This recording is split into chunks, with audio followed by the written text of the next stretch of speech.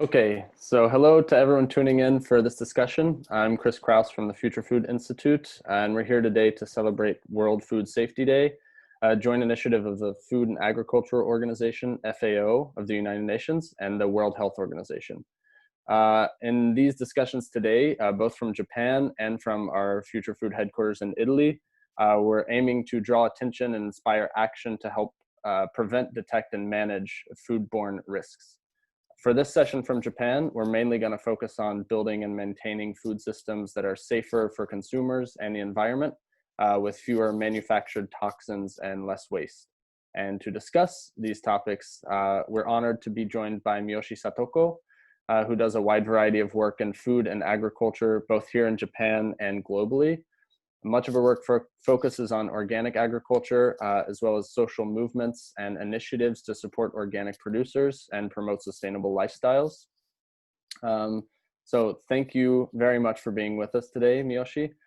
If you could please tell us just a little bit more, maybe about your background and some of what brought you to the work and the projects that you're focusing on today. Yeah, thank you, Chris, and thank you for giving me these opportunities.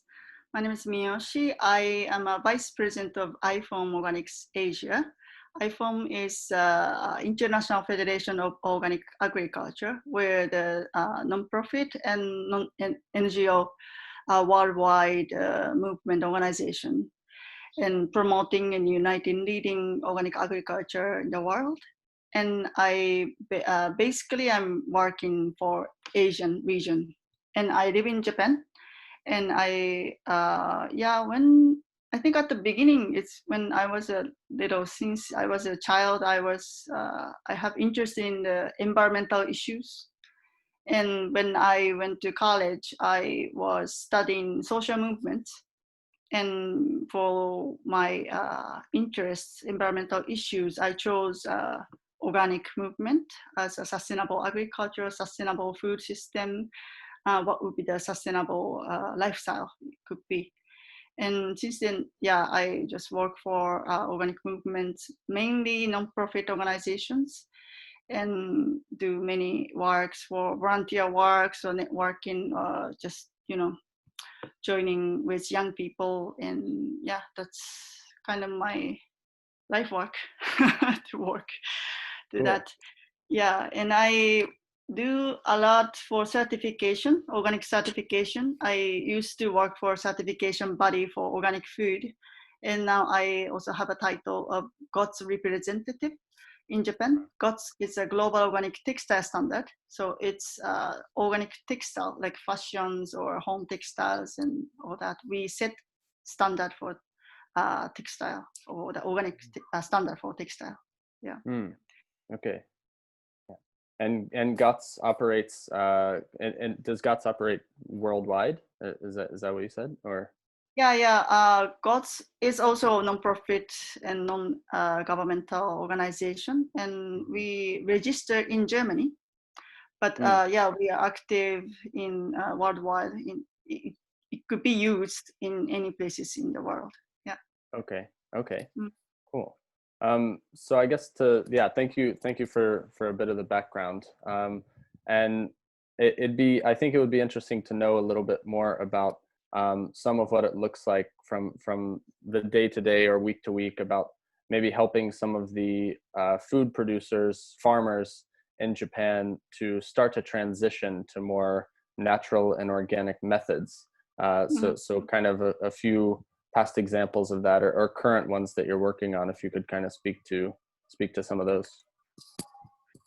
Yeah, actually, yesterday I had a meeting with people near here, this local area. They're rice farmer, rice producer. The Japan is a country of rice, and most of them are converting their production conventional. We call it conventional, which is more chemical use agriculture, to organic, non-chemical agriculture.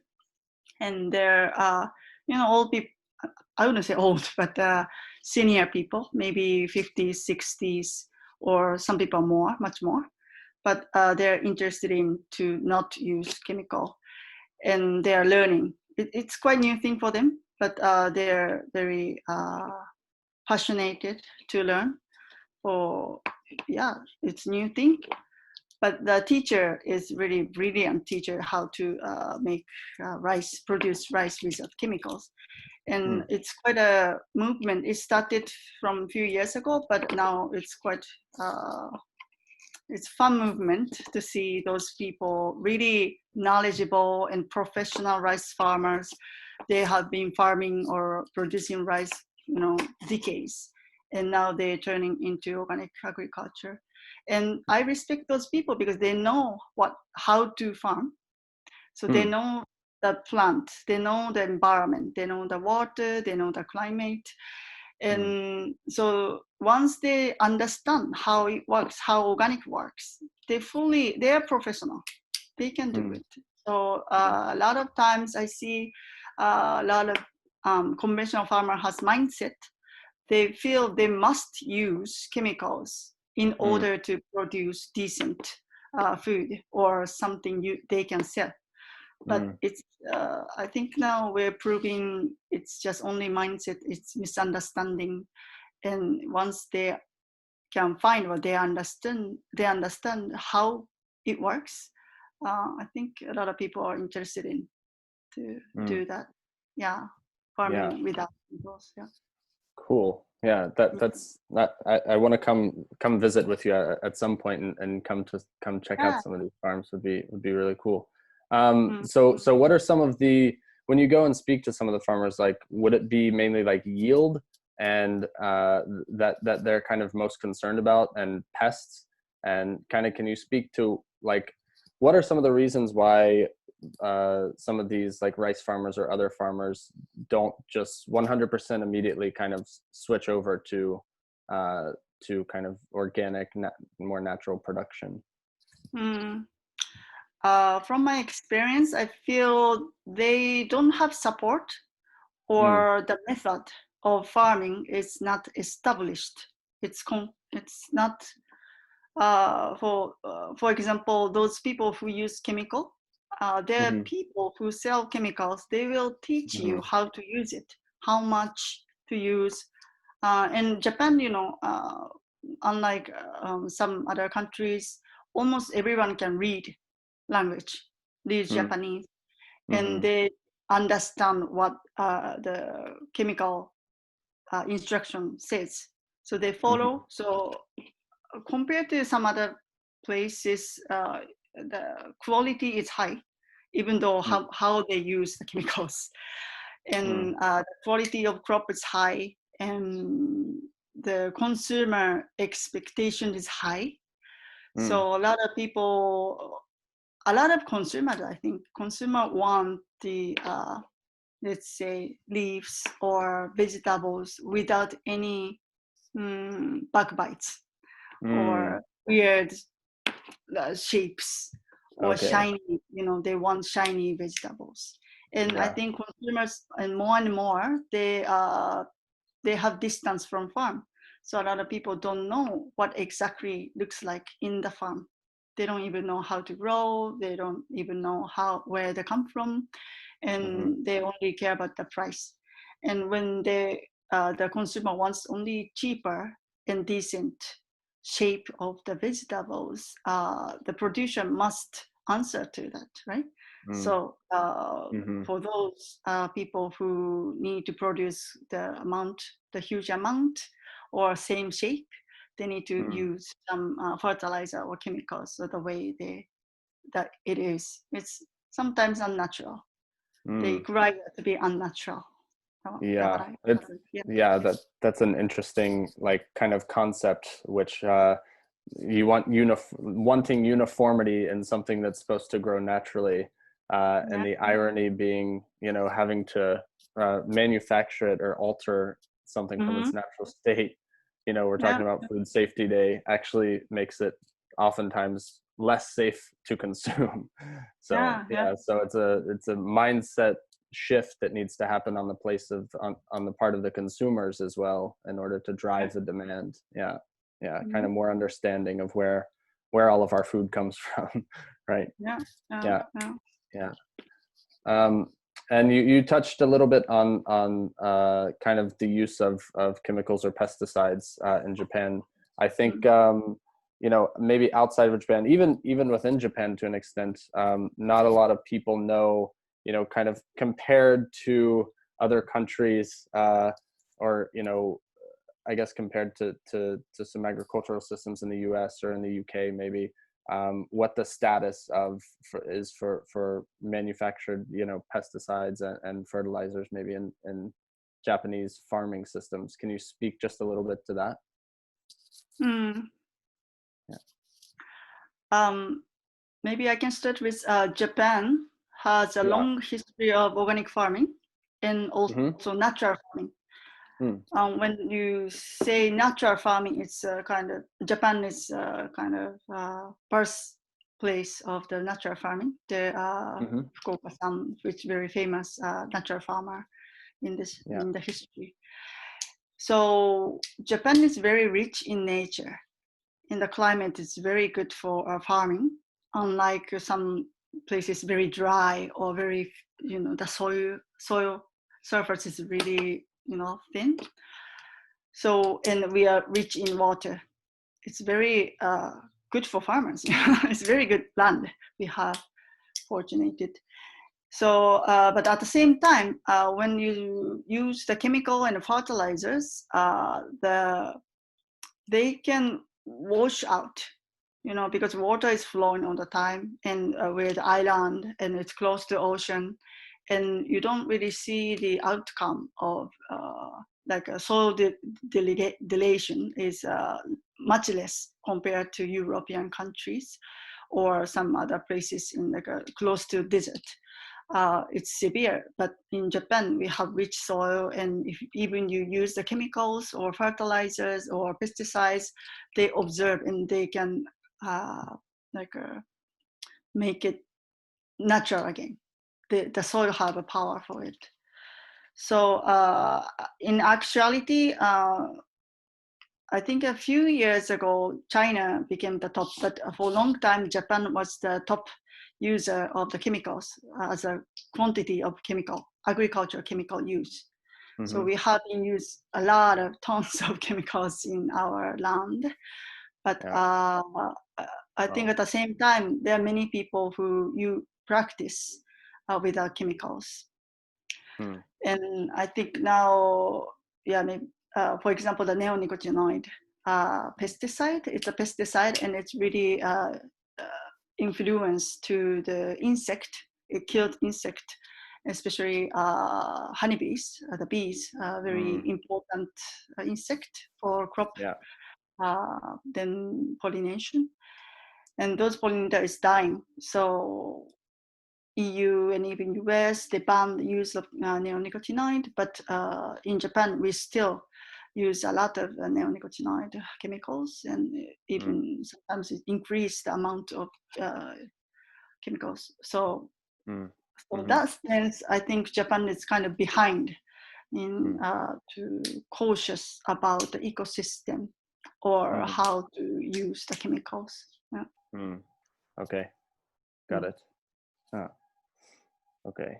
And then kind of what we were talking about a little bit earlier, from the consumer perspective, you touched on people wanting to maybe buy things that are a little bit more uniform, or that kind of look similar to what our expectations of what a mikan or whatever type of vegetable or fruit it might look like. What are some of the things you see on the consumer side, I guess, that can be improved in terms of quantity of products we buy, or how we buy products? What to kind of look for, maybe? One thing you can do is even you're living outside of city, you go buy your vegetables on the supermarket, not farm next to you. Even you see the farm next to you, you don't buy it directly from the farmers. And what the consumers lose in it is the knowledge of the vegetable, knowledge of food you eat, Mm-hmm. And without the knowledge, you cannot judge what you're buying, what Mm-hmm. your priority, and how to choose. So I think people need to have more time or chance to learn about vegetable, how they grow up, and why is it, Mm. or is it really, safe to eat? Yeah. So that's kind of education. We call it shokuiku, the education Mm. of food or eating habit. Mm. I think Japanese, long living and healthy people think, but the knowledge of the very, very important knowledge of living is Mm. eating, right? Food, right? Mm-hmm. But, Mm-hmm. I think we're kind of losing it Mm. in Japan, Yeah. maybe in many countries as well. But I think Yeah. that's very important. Yeah. And the concept of shokoitu, is that the right pronunciation? Yeah. Shokuiku. Yeah. Mhm. Shokuiku. So is that something that kind of you grow up as a kid learn? Is this something that's kind of like taught formally, or it's just kind of the understanding of the role of food in one's life? I think we can learn from the everyday life basic, and Mm-hmm. also lately the government and also education system trying Mm. to educate people. They have program or they have the text and to teach kids and also the parents. Mm. And yeah, like itadakimasu, we say itadakimasu when you start eating, and it Mm-hmm. means I take it. It's very polite way, very deep polite way. We have several politeness language, but Mm-hmm. very deep polite word for taking. And Mm-hmm. itadaku Mm-hmm. means taking. And by Mm-hmm. saying itadakimasu, it's I take your life into my life. That's Mm-hmm. itadakimasu mean. So by eating it, I'm taking the the soil life of the food and Mm. take it into my life. So that's, you really have to special and humble to the life. So Yeah. every time we say it before Yeah. the eating. So that's kind of thing you were told by your parents or people around it you or school, or it's very Mm. common. Yeah. So that's Yeah. one of shokuiku kind of. Yeah, that's great. So, and you still, yeah, so you feel like some of that is maybe being lost or at least transitioned, but it's still clear to me living here and through kind of the more I look into this, that there is a deep appreciation for from a lot of people here around where things come from and the concept of motainai, even though there is a lot of food waste, that I think conceptually and culturally maybe there is a deep appreciation for food Mm, and where things come from. And another kind of transitioning into the question, as you mentioned, kind of in like schools and as children, the idea of like school lunch in Japan, yeah. and we can kind of touch on some of the transitions that are happening in terms of school lunch programs Mm, in Japan. But maybe also before we start about talking about that, if you could just give, I think for like the international audience, a little glimpse of what this school lunch program is like in Japan, like the involvement mm. of the kids and what it looks like. Yeah. Yeah, so we provide school meal in Japan.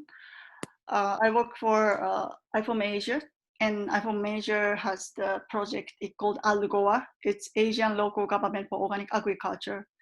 Mm, So it's based on the network of local governments within Asian countries. In many of countries, Japan, Korea, or some Taiwan, they provide school meal. So the government is required to provide lunch for student, especially elementary school and junior high, basically. And it's regulated by law in Japan, at least. And they provide the school meal, and as not the feeding them, but as a part of education. It's education text to for kids to learn what the food about, how to eat, or behind in their food. And within the Algoa network, there are many good example, very good example. The local government involved, very impact on the society and supporting farmers, local farmers. They have organic school meal programs, for example. I think in Korea now it's very booming that organic school lunch for free for everyone. And so basically the government buys the organic produces and provide to each school. And I think recently they started providing organic produce for people who are pregnant. So they're expecting they can get organic like box kids. Yeah. Wow. It's great idea and great program. And also I know the New Taipei city in Taiwan, they have like 4.5 million people, which is big city. They provide fully organic lunch school once a week. But because even it's once a week, which is one fifth of it, they have huge impact because of the population is high and they're big cities. So actually they're asking farmers to become organic because they need more and more organic produces. So it's really good for environment and good for kids and the parents learning a lot. Yeah. And of course good for the local I think local farmers as well as local economy. And in Japan, yesterday farmers meeting was for those farmers are producing rice for school meal. So in my city also they are trying to produce organic rice for kids. And they're in same prefecture I live, the city called Isumi City. They are successfully produce organic rice for fully whole year around for the school meal. So local and organic, and so kids can eat rice in the lunch, organic rice. And so, is some of that also like sponsored for paid for by the government, or? Yeah, in Japan how it works is the ingredient, the cost of ingredient, parents paid. But it's very few for us Japan. It's 250 yen, which is maybe $2 per day in US. And for those processing or preparing, that's government pays. But many cases, when they started using organic rice, because the price of rice, conventional rice, is so low. The government have to support a little bit, but people willing to do so, people happy to do so. But I think some places in like France or Italy as well, they provide organic school meal. But for vegetable, even you turn to organic, the cost wouldn't change. You just need to use your head and calculate. For example, like less meat, more vegetable, things like that, and you can manage the financial barrier. Do you see that kind of movement and that push as like being able to maybe make some progress in the next few months and few years in Japan? Do you think there's some hope that more and more school lunches will become kind of more organic and from local farms ideally?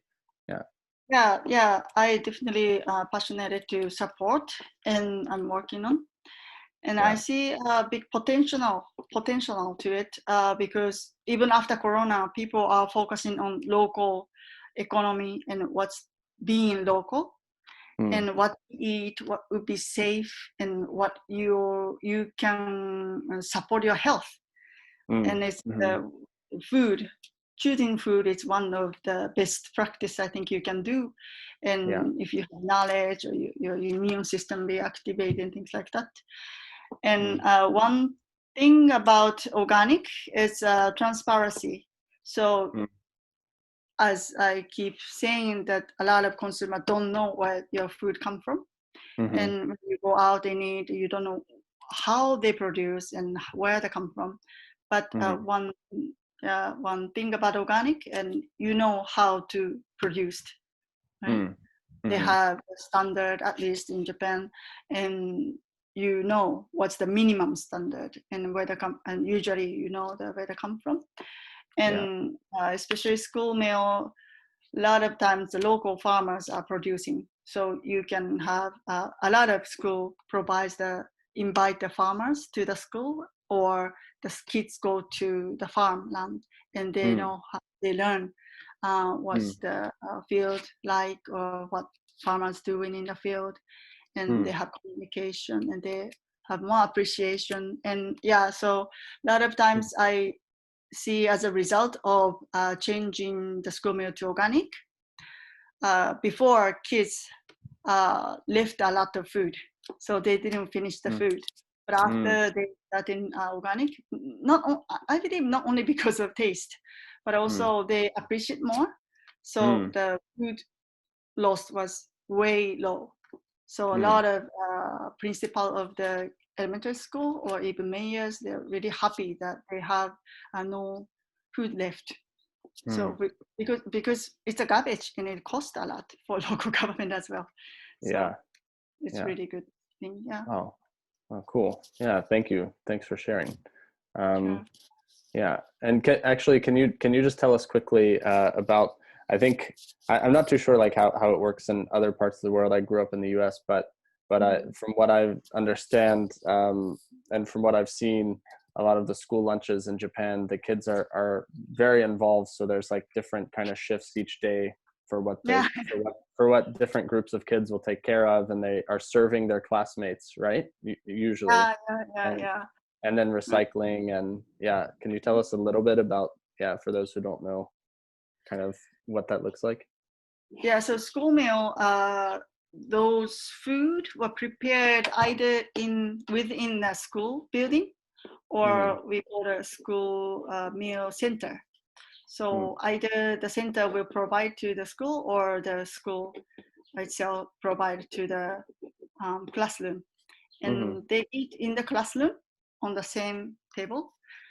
And usually they have a group, they divided the group, the student, maybe Mm. five students, something. So one day the group, the server, so they go to the, let's say my son goes to the school, and Mm-hmm. he goes to the kitchen, school kitchen, Mm-hmm. bring to the food to the school classroom. And Mm-hmm. one of them have role, so one have a rice, prepare rice, one Mm-hmm. prepare the soup, one prepare the milk, things like that. Mm-hmm. And then Yeah. they say itadakimasu together, and they Mm-hmm. eat. When they finish, they need to clean up themselves. So, Mm. and they Yeah. bring back to the kitchen. So the kind of involvement is really required for those kids in the Yeah. process. Yeah. That's great. That's Mm. really good. The cleanup and everything. I think it's good to get kids involved in the whole process. Yeah, I heard Yeah. like student need to clean the classroom and other places, the toilet and Mm. things. And it's Mm. many foreigner think it's unique to Mm. Japan. Yeah. Yeah, Yeah. Yeah. that's one of how we appreciate, or how we learn Yeah. Yeah. to That's cool. use common space, I think. Yeah. Right. Yeah. Excellent. Cool. Thank you. Um, we touched kind of a little bit on this earlier, but it would be good to kind of um, ask again about food safety in terms of product packaging, actually, and kind of some of the beliefs and some of the practices in Japan. Kind of what's good, what can be improved, and especially kind of in the context right now, COVID-19 has kind of changed a lot of our opinions and our consumer behaviors in terms of what's safe, and so maybe it's a small time frame when packaging is an unfortunate kind of or additional packaging might be a bit of an unfortunate reality that we do need to embrace. But can you talk a little bit about just kind of packaging in Japan, maybe over packaging, but also the necessity for it? Yeah. Yeah, I think it's tradition or culture of overwrapping. It's Yeah. I think China also as well. We have Mm, kind of respect to others, mm, and when you are giving things to others, you have to be really sincere, and you have to be mm, really looking good, you know. mm-hmm, So when you give, okay, the giving gift is very common. Japan and China and Korea, they always, you know, even first meet and you give, or you visiting people, you give, and that mm, should be really neat, very neat. mm, So we mm-hmm, have wrapping culture at the mm-hmm, beginning with that, and so being neat, being clean, and being looking nice culture is mm, applying to food as well. And mm, so the when customer comes, shops or even supermarket, it's casual, but they still feel like they want to be looking nice. So the mm-hmm, packaging, the quality of package, I would say, in Japan is quite high. And mm, with the humidity, the climate is quite unfriendly for, let's say, dry food or many food. It get easily bad because of the mm, humidity. So they need mm-hmm, to keep dry and nice and don't get wet. So that's mm, the addition for the keeping wrapping a little bit too much. I would say a lot. mm-hmm, And mm-hmm, plastic has been very cheap and even neat and very supportive for those purpose. But I think it's changing now because of the mm, sustainability and lots of waste, and plastic waste is really a huge concern, and that's something we really need to urgently solve. But mm, COVID-19, I think, because the separation or untouchedness, mm, it's very, yeah, prioritized now, and mm, I think it's going to keep, or they put more mm, maybe for the mm. food as well. But I think one thing we can do is we can change the material, Yeah. or we can change how to deliver, Mm, and that's one way. And but still, I think the need, the culture should be a little bit less, because all people need to agree upfront for less wrapping. Otherwise, other people might complain, or you feel that's very Japanese way of thinking. But maybe people, mm, you care what other people think, what other mm, feel, you know. So mm, mm-hmm, that's we all need to work on, because for sustainability, or even this is lightly packaging, the value inside is still high, quality is high. We mm, have to kind of promote that, and we have to understand that, and also I think we need to come up with a new way of wrapping. Like instead of using plastic, we can still use paper. It's better, mm, and the paper should be more sustainable, or yeah, those things we can work on. Yeah, but mm. right, the COVID changes a lot, and yeah, we still need to find a way. Yeah, yeah, exactly. And kind of in the first, like when we were chatting last week, you mentioned also that just as part of being a responsible consumer, one part of that might be just purchasing less for the home, whether it's like cleaning supplies or soaps or shampoos or cosmetics or whatever it might be. So so if you could speak a little bit to uh, what are some of the ways we can either buy, well, first of all, just not buy things we don't need, and and then for the things that are essential, or for the exceptions, what we can kind of do or look for to kind of be a little bit more responsible around what we keep in the house on a consumer level, I think. Yeah. Mm. Yeah, I used to live in US, and when Yeah. I live in US, if you go to supermarket, you can only get like huge quantity of a bucket of food, you know. Mm. And Mm-hmm. compared to that, I think Japan has small quantity, and it's better. But Mm-hmm. I think it's good to yeah, it's good to be careful what you buy, Mm. and is it recyclable, or can you really use it, or when you buy it you really need to remember you have it.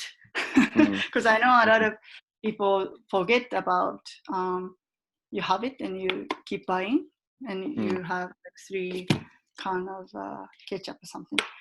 Mm-hmm. And also be just creative. I think maybe Corona helped us to be a little bit creative in the kitchen. So Mm. maybe Yeah. people starting cooking more and Mm. appreciating more. And yeah, Mm-hmm. that's kind of hope I have. And yeah, Mm. it's quite fun if you have time and you can enjoy Mm. food. And I think it sounds a little bit weird, but love your food. Like Mm. I do appreciate more if I see the face of farmer or place it's grown up, Mm. because you feel really really um, attached to it. Like Yeah.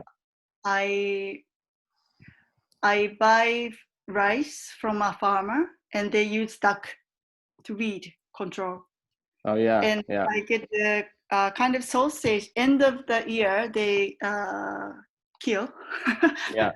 Yeah. kill the duck and produce meat, Mm-hmm. and I ate the like very the end of the year. So for the New Year's, I had that duck kind of sausage. Mm-hmm. That was so precious Yeah. to me. It's something so special. It was perfect for the New Year's because Yeah. that duck was spending time for the puddle in the rice I'm eating. And I Mm-hmm. really appreciate the farmer, appreciate the duck, appreciate the nature, and that kind of thing. I think it's really makes your life happy. So I, um, not only for environmental issues, not only for the human rights, things like that, just to enjoy Yeah. your life, and not only for food safety.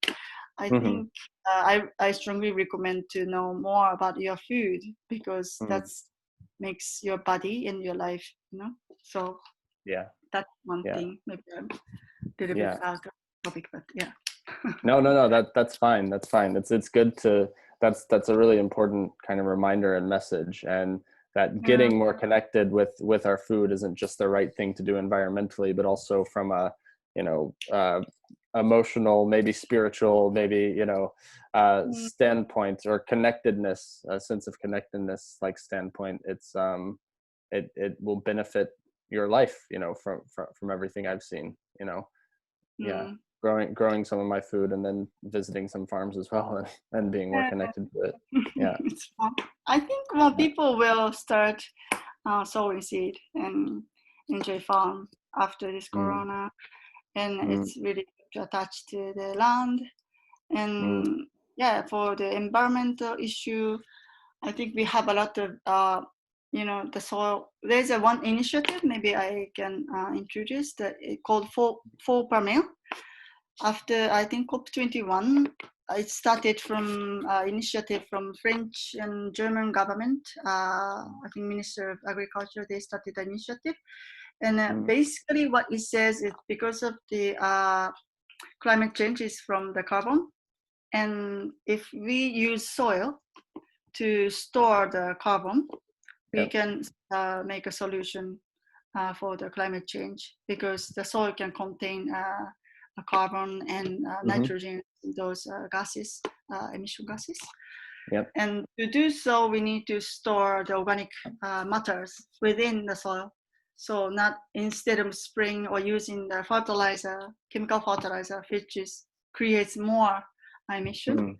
but Mm. you keep the material, organic material matters into soil within the local.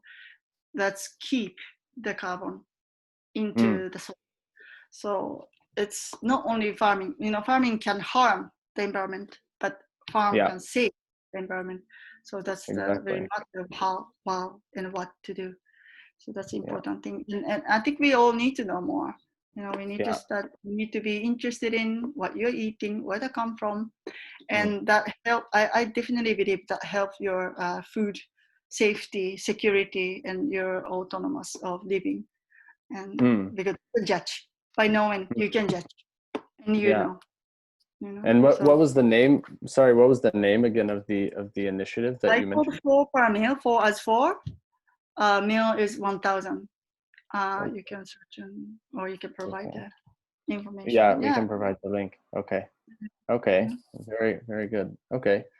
Thank you. Thanks so much for your time. And I'm not sure if there were any kind of last things you wanted to mention or anything, but we covered a decent amount, and served as a pretty good intro into some of what you care about and work on. So yeah. Yeah. Thank you. Thank you Okay. for Okay. Yeah. Thanks very much. And hopefully we'll be doing more together this year, maybe yeah, kamu practice once the part. mobility. Yeah. Yeah. Yeah. Get out to Chiba and then come into Tokyo. Yeah. Whenever Yeah. you come into Tokyo, visit us in Kyobashi. Yeah. Yeah. Great. I'll Yeah. join it. Okay. So thank you very much. And to everyone who tunes in for World Food Safety Day, we thank you as well. And we're excited about the upcoming sessions from Italy also. So looking forward to those. So Great. thank you very much again, Miyoshi-san. Appreciate it. Thank you, Chris. Yeah. Thank Thank you. you. Bye. Bye.